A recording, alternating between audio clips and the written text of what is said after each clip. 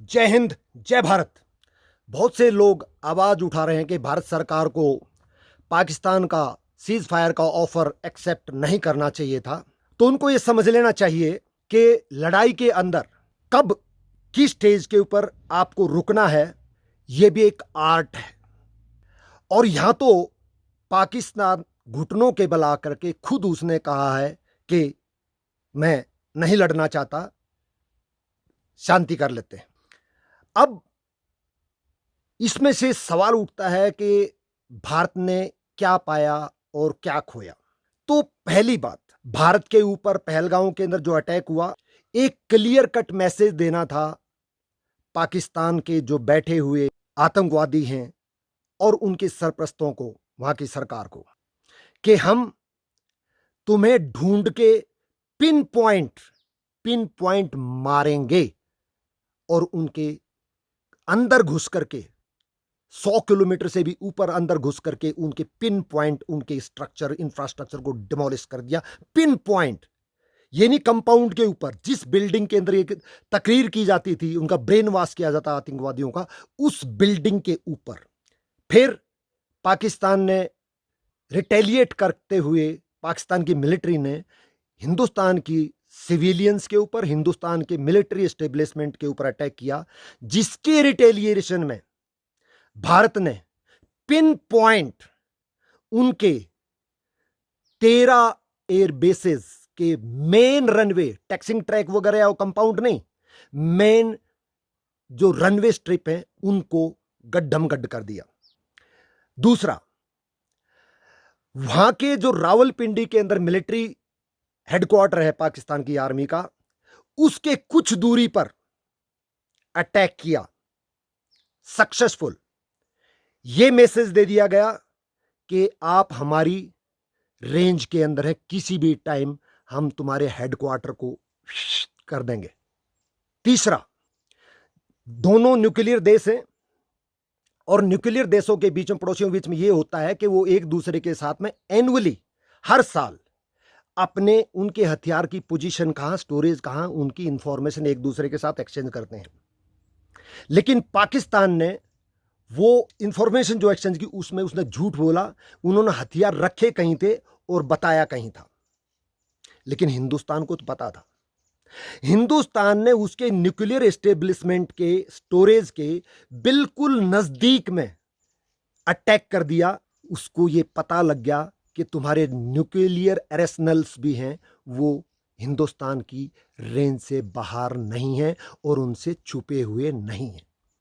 तो वहां की पाकिस्तान की सरकार को, वहां की मिलिट्री को पता लग गया है कि हमारी ताकत क्या है। अगर एक मिलिट्री कन्फ्रंटेशन, फुल वॉर छिड़ जाता है तो वो हमारी इमीडिएट रेंज के अंदर है। और चौथा जो हमने पाया है वो ये है कि इंडस वाटर ट्रीटी को सस्पेंड कर दिया गया है और वो कभी भी अब रिवाइव नहीं कर पाएंगे।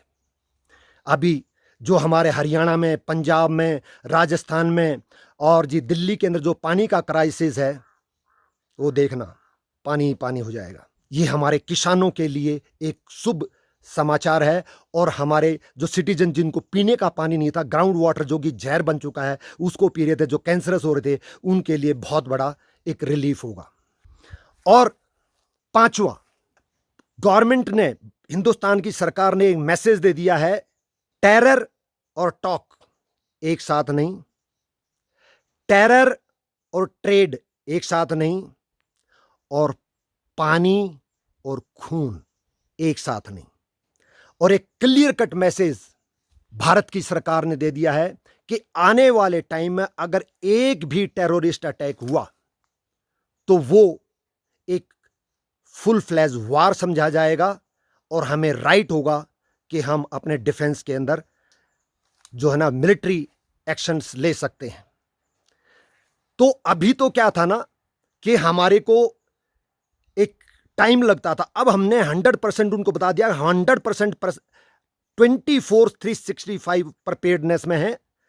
और ऑलरेडी आपको मैसेज दे दिया गया है, अगर कोई भी हरकत आपकी तरफ से हुई तो आपके मिलिट्री बेसिस, मिलिट्री हेडक्वार्टर्स, आपके एयर बेसेस, आपका न्यूक्लियर आर्सेनल का जो स्टोरेज है, उसकी जो एस्टेब्लिशमेंट है, कुछ भी हमारी रीच से बाहर नहीं है।